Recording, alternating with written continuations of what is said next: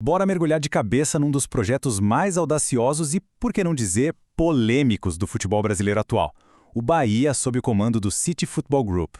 O que está rolando em Salvador, gente, vai muito além do campo e da bola. É uma verdadeira revolução.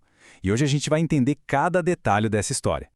E vamos começar com um número que de cara parece um soco no estômago. Um déficit de quase 250 milhões de reais em 2024. À primeira vista parece um desastre completo, né? Mas, e se esse número gigantesco for, na verdade, um sinal de que o plano está dando muito certo? Pois é aqui que o jogo começa a ficar interessante. Esse rombo todo é sinal de uma crise feia ou é só a primeira etapa de uma estratégia muito bem pensada para colocar o Bahia no topo do futebol brasileiro? A resposta, adianto, não é nada óbvia. Para a gente entender esse paradoxo, não adianta olhar só a foto do momento. A gente precisa ver o filme completo. E esse filme começa a ser rodado com a chegada de um dos maiores gigantes do futebol mundial.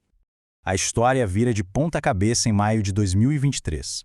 O Citigroup compra 90% da SAF do Bahia com uma promessa na mesa: investir R$ 1 bilhão. Mas não era só dinheiro, era a importação de um modelo de gestão global, o mesmo que transformou o Manchester City. E 2024, bom, foi o primeiro grande teste. E para decifrar a estratégia por trás daquele número assustador, a gente precisa entender um conceito-chave do mundo dos investimentos. Um conceito que explica como uma luva o que o Bahia está vivendo agora. É a famosa curva J. A ideia da curva J muda tudo. Ela diz basicamente o seguinte: para ter um crescimento gigante e sustentável lá na frente, primeiro você precisa investir pesado, o que naturalmente gera um prejuízo inicial. É como dar um passo para trás para pegar impulso e saltar muito mais longe. Ou seja, aquele déficit não foi um acidente de percurso, ele é parte fundamental do plano.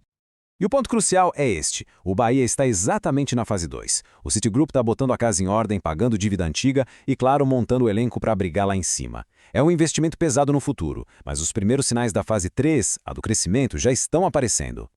Mas ok, chega de teoria, né? Vamos para o que realmente importa, os fatos.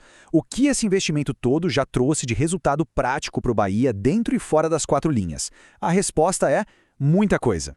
Os resultados já são bem visíveis. Em 2024, o clube fez uma das melhores campanhas da sua história recente e voltou para a Libertadores. O investimento na base, gente, triplicou.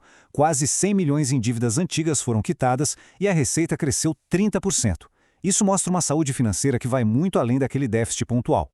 E aqui tem um dos grandes segredos desse projeto: a força da torcida. Dá uma olhada, 30% de toda a receita do clube vem diretamente do bolso do torcedor.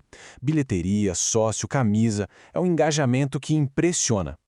E só para colocar isso em perspectiva, o Bahia consegue gerar proporcionalmente o dobro de receita com a sua torcida em comparação com a média dos outros grandes clubes do Brasil.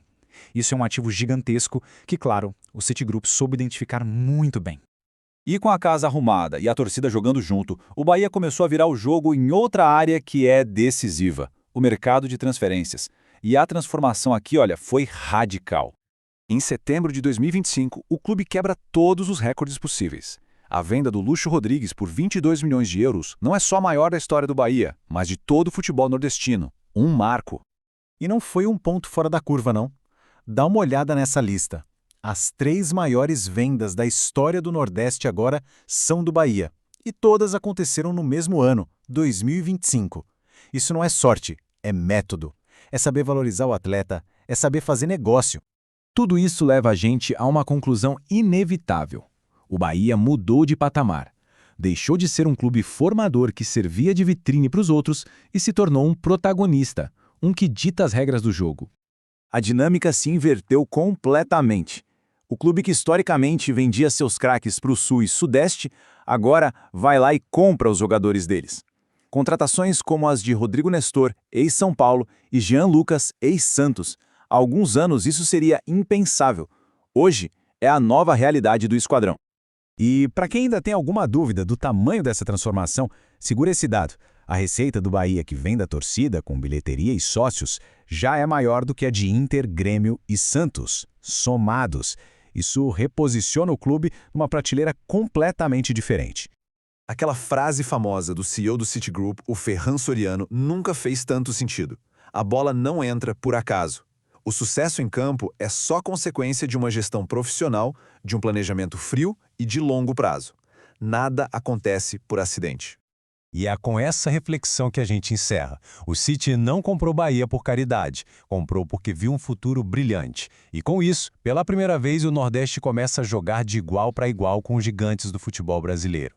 O que estamos testemunhando pode não ser apenas a ascensão de um clube, mas o início de um reequilíbrio de forças no nosso futebol. E essa talvez seja a maior vitória de todas.